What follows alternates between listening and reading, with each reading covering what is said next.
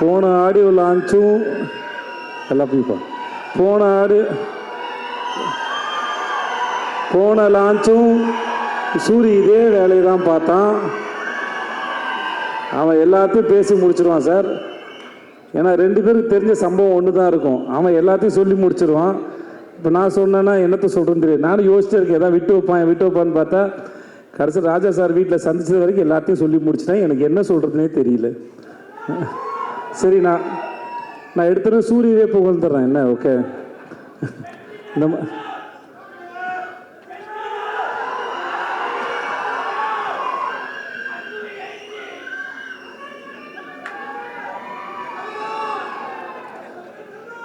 S, இது மட்டும்தான் எனக்கு கேட்டுச்சு, மற்ற எதுவுமே கேட்கல.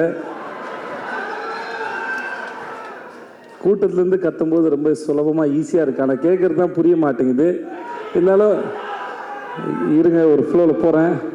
அதனால் நான் சார், அதனால் இந்த ஸ்பீச்சை நான் சூரிக்கு நன்றி சொல்லி ஆரம்பித்தேன். வழக்கமாக இவ்வளோ பெரிய ஒரு ஹீரோ அவரோட படத்தில் எனக்கு இப்படி ஒரு வாய்ப்பு கொடுத்து எனக்கு ஏன்னா எனக்கு மேடையிலேயே பேச வாய்ப்பு கொடுக்காத ஒருத்தன் படத்தில் வாய்ப்பு கொடுத்துருக்கானா யோசிச்சு பாருங்களேன். நமக்கு அப்புறம் ஒருத்தர் பேசணுமே, நாகரிகம் கருதி கொஞ்சம் விட்டு வச்சுட்டு போவோமே, அதெல்லாம் கிடையாது இல்லை. வீட்டில் கடைசி பிள்ளைன்னு வந்துச்சுன்னா மூத்த பிள்ளை கொஞ்சம் விட்டுட்டு போனேன்டா, மொத்தமாக வலிச்சு நக்கிட்டு போனால் நான் என்னத்துல பேசுறது? படத்தில் தான் பேர் தான் வாத்தியார். அதனால் பத்திரிகை நண்பர்கள் யாராக இருந்தாலும் இந்த படத்தில் இந்த மாதிரி எனக்கு இப்படி ஒரு வாய்ப்பை கொடுத்து எனக்கு தொடங்கி வச்ச சூரிக்கு ரொம்ப ரொம்ப நன்றி. எஸ் வாத்தியார்.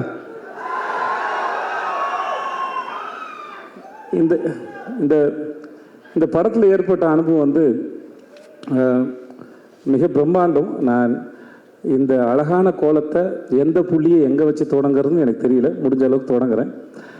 நான் ரொம்ப ரசித்த கதாபாத்திரம் ராஜீவ் மேனன் சார். நான் சொன்னேன், இந்த படத்தில் நீங்கள் தான் சார் ஐட்டம். அதனால்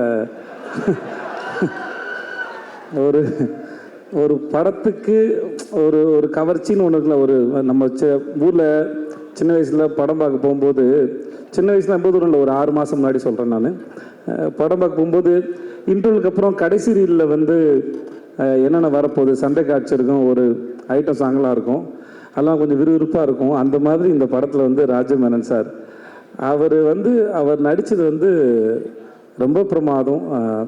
ரொம்ப ரசித்தேன் நான் அவரை.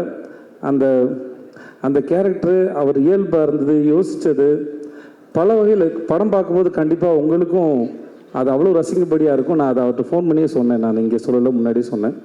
ஸோ அவர் கண்டிப்பாக உங்கள் எல்லோரும் என்டர்டெயின்மெண்ட்டாக இந்த விடுதலை 2ல். அப்புறம் கென், அவன் ரொம்ப அழகான ஒரு குழந்தை. நான் அவனை ரொம்ப ரசிக்கிறேன், ரியல் லைஃப்லேயும் சரி, அவனை படத்துலேயும் சரி. அவன் சினிமாவுக்கு வந்ததுக்கும் அவனை கொண்டு வந்ததுக்கும் வெற்றி சாருக்கு மூலம் ரொம்ப நன்றி. அவன் பேசினா ஒரு 5.5 மணி நேரம் பேசணும்னு சொன்னான். அந்த 5.5 மணி நேரமும் அவன் தான் பேசினான். அதிகபட்சம் நான் கேட்டுட்டு தான் இருந்தேன். ஆனால் அவன் 5.5 மணி நேரம் இல்லை, அவன் 10 மணி நேரம் பேசினாலும் கேட்கலாம். அவ்வளோ சுவாரஸ்யமாக சொல்லுவான். தனக்கு தெரிஞ்ச சின்ன விஷயமாக இருந்தாலும் சரி, தன் வாழ்க்கை நடந்த விஷயமா இருந்தாலும் சரி, அவனோட டைமிங்கும் சரி, அதை சொல்கிற விதமும் சரி, எதுக்கு உட்காந்துருக்காலும் அவ்வளோ எங்கேஜிங்காக சொல்ல முடியும்.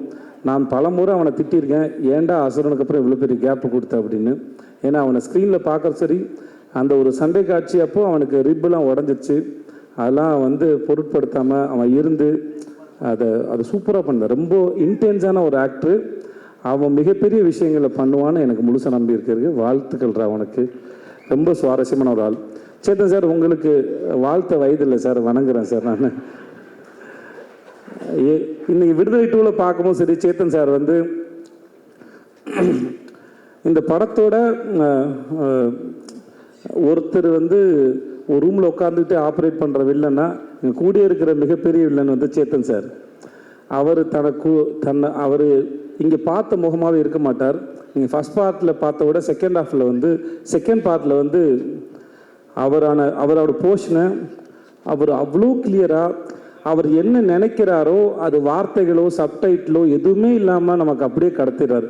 அப்படி ஒரு பிரமாதமான ஒரு ஆக்டர். நான் வெற்றி சார்ட்டே சொல்லியிருக்கேன், அவர் செம்ம காஸ்டிங். அவர் சேத்தன் சாரை வந்து காஸ்ட் பண்ணது வந்து அதை ரீப்ளேஸ் பண்ணவே முடியாத ஒரு ஆக்டர். அவ்வளோ பிரமாதமான ஆக்டர். ஒர்க் பண்ணது பெரிய சந்தோஷம் சார். சார் உங்களை பற்றி நான் எதுவும் சொல்ல வேணாம் சார். ஜாக் சார் உங்களுக்கு கூச்சமாக வேறு இருக்கும் சார். நான் வேறு அதை தேவையில்லாமல் நீங்கள் செட்டு போட்டதோ இல்லை, ஒரு ஊரே அந்த செட்டு வந்து சார் எனக்கு தெரிஞ்ச எல்லாரையும் நான் கூப்பிட்டேன் செட்டுக்கு. வாங்க டைம் ட்ராவல் பண்ணலாம், ஒரு செட்டு போட்டு ஒரு 70களுக்கு கூட்டிகிட்டு போனார். சும்மா அந்த தெருக்கள் தான் அது. ஆனால் எனக்கு தெரிஞ்ச எல்லாரையும் வர வச்சேன். இந்த செட்டில் வாங்க, சும்மா இருங்க, பாருங்கள், வேடிக்கை பாருங்கள். உங்களுக்கு ஒரு இந்த இடத்துல இருந்து ஒரு 40-50 வருஷம் பின்னாடி போகலாம், போய் அந்த இடத்துல வாழ்கிறத பார்க்கலாம். எப்பவுமே ஜனாசா இருக்கும்போது சொல்லுவார், ஜனாசா சொல்லியிருக்காரு, இன்னொரு ஒரு ஆர்ட் டைரக்டர் சொன்னால் சொல்லியிருக்காரு, என்னதான் செட்டு போட்டாலும் அங்கே ஜூனியர் ஆர்டிஸ்ட்டு அந்த காஸ்டியூம்ஸ் போட்டு நடக்கும்போது அதுக்கு உயிர் வருது அப்படின்னு சொல்லியிருக்காரு. ஆனால் ஜாக்கி சார் போட்ட செட்டு ஒரு பக்கம், அங்கே ஆர்டிஸ்ட்லாம் சேர்ந்து அதெல்லாம் நடக்கும்போது அது அப்படியே காலத்தை கடந்து எங்களை வந்து பின்னாடி கூட்டிகிட்டு போச்சு. அந்த இடத்துல வாழ்ந்த அனுபவத்தை அதை உருவாக்கிச்சு sir. Thank you so much. Thanks for that sir. மற்ற எல்லாருக்கும் பவானி உங்களை பற்றி நான் என்ன சொல்கிறது தெரியல. பவானி நல்லா இருக்கு. பவானி சார் உங்களுக்கு வாழ்த்துக்கள் சார். தமிழ் சார் உங்களுக்கு வாழ்த்துக்கள். உங்களுடைய அடுத்த படத்துக்கு வாழ்த்துக்கள். போஸ்ட் ரொம்ப பிரமாதமாக இருந்தது. நீங்கள் சூப்பர் ஆக்டர் சார். அப்புறம் sir Raja sir, I love you sir. I love you sir. I love யூடா.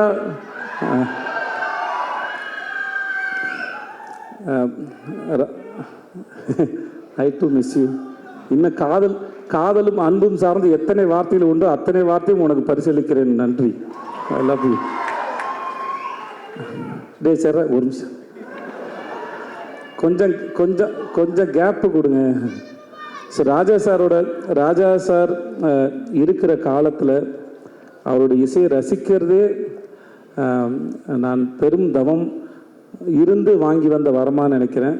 அப்படி இருக்கிற ஒருத்தனுக்கு வந்து அவரோட பழகிறது, அவரோட கேள்வி கேட்குறது, அவரோட ஸ்டூடியோவில் இருக்கிறது, அவர்கிட்டருந்து ஒரு மெசேஜ் வந்தது, அவர்கிட்டருந்து ஒரு கால் வந்தது, அவர் படத்தில் வேலை பார்த்தது, இப்படின்னு பல வரங்களை வாங்கி வந்த ஒரு பெரும் பாக்கியவானா நான் கருதுனேன். இந்த மேடையில் அவரோட இருக்கிறதையும் சரி. அன்னைக்கு சூரி சொன்ன மாதிரி அவன் சொல்லிட்டான், என்னால் திரும்பி கேளுங்க, நான் சொல்லும்போது ஒரு ஆங்கிள் கேளுங்க. அது அன்னைக்கு சூரி வர்றதுக்கு ஒரு 10 நிமிஷம் நான் வெளியே வெயிட் பண்ணிருப்பேன் போல இருக்கு. எனக்கு அவரை பார்த்து தனியாக கிடச்சிட்டாரு, போயிடுவோம்னு சொல்லிட்டு நான் நேராக உள்ளே போயிட்டேன். எனக்கு எப்பவுமே சான்ஸுக்காக ஏங்கி பழக்கத்தினால டப்புன்னு உள்ளே போயிட்டேன். உள்ளே போய் உட்காந்து பேச ஆரம்பித்தேன், கேள்வி கேட்க ஆரம்பித்தேன். ஸோ நான் கேள்வி கேட்க தொடங்கினதுனால அவர் ஆல்மோஸ்ட் எல்லாரும் வந்தாலும் அவர் என்னை பார்த்தே பதில் சொல்லிட்டு இருந்தார். நானும் கண்ணிமைக்காமல் அவரை வேடிக்கை பார்த்துட்டே இருந்தேன். ஒரு முதல்ல காதல் வந்து அந்த காதலி ஓகே சொந்தப்போ எதுக்கு உட்காந்து எப்படி வேடிக்கை பார்ப்பாங்களோ அந்த மாதிரி தான் வேடிக்கை பார்த்துருந்தான் அவர். அவர் பேசுகிற அத்தனையிலும் நான் என்னம்மா பண்ணேன், ஒரு நிமிஷம் நான் அந்த இடத்துக்கு போய் நடந்த இடத்த ரசித்து அதுக்குள்ளே இருக்கிறத உணர்வுகளை ஈஸியாக மாற்றுற திறமை அவருக்கு இருக்குது. கவிஞனாக இருந்தால் வார்த்தையாக மாற்றிடுவேன். எனக்கு அது எதுவுமே இல்லாதனால நடிகனாக இருக்கனால என்னோடய எக்ஸ்பிரஷன்ஸ் பெருசாக தெரியாது. அதனால் அதை வார்த்தையாக தேடி பார்த்து சொல்ல முயற்சி பண்ணுறேன்.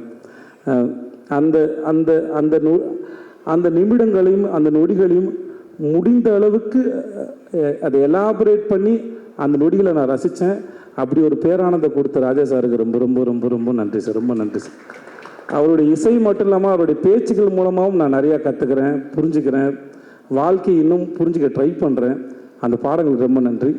அப்புறம் நம்ம வெற்றி சார், நான்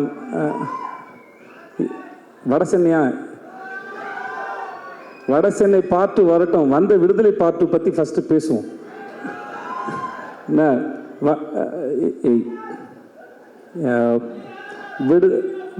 விடுதலை 2 பற்றி பேசணும்னா இது முழுக்க வெற்றிமாறன் அப்படின்ற ஒரு இயக்குனர் மட்டுமே உரிமை கொண்டாடக்கூடிய ஒரு படம், உரிமை கொண்டாடக்கூடிய ஒரு அறிவு. அவர் இந்த படத்தை பண்ணுறதுக்கு நாங்கள்லாம் உறுதுணையாக இருந்தோங்கிறதே எங்களுக்கு ரொம்ப பெருமையாக இருக்குது. இது அவ்வளோ எளிதில் உருவாக்கக்கூடிய படமே கிடையாது. அவரும் அவருடைய டீமும் அவருடைய அசிஸ்டன்ட் டைரக்டர்ஸு எல்லாருமே சரி, அவருக்கு பின்னாடி இந்த எல்லாருமே அவருக்கு பின்னாடி இருந்து அவருடைய இந்த படம் உருவாக்குறது நாங்கள்லாம் கூட நின்று இருக்கோங்கிறது வாழ்நாள் முழுவதும் நாங்கள் பத்திரமா வச்சுக்கூடிய பெரும் அனுபவம் பார்க்குறேன். இந்த படம் முடிஞ்சு கடைசி நாளில் பேசும்போது தான் பேசினேன். நான் பிகாம் 3 வருஷம் படித்தேன். வெற்றிமாறங்கிற யூனிவர்சிட்டியில் விடுதலைங்கிற டிகிரியை 4 வருஷம் படித்து வாங்கியிருக்கேன். நான் இந்த படம் சார்ந்து நான் வழக்கமாக ஒரு படத்தில் நடிக்கும்போது வசனங்கள் வரும்போது அந்த வசனங்கள் என் இயக்குனர் என்ன சென்ஸில் எதுக்காக எழுதியிருக்காரு முடிஞ்ச அளவுக்கு புரிஞ்சுக்க ட்ரை பண்ணுவேன். புரிஞ்சுட்டு அந்த சீனை பெர்ஃபார்ம் பண்ண ட்ரை பண்ணுவோம். பட் இந்த படத்தை பொறுத்த வரைக்கும் அது நடிக்கிறது மட்டும் இல்லாமல் அந்த வசனங்களை எடுத்துக்கிட்டு வீட்டுக்கு போய் யோசித்து நான் பல பேர்கிட்ட பகிர்ந்துக்கிட்டு டிஸ்கஸ் பண்ணுற அளவுக்கு நிறைய வசனங்கள் நிறைய வார்த்தைகள் எனக்கு கொடுத்துருக்காரு. புது பெர்ஸ்பெக்டிவ் கொடுத்துருக்காரு.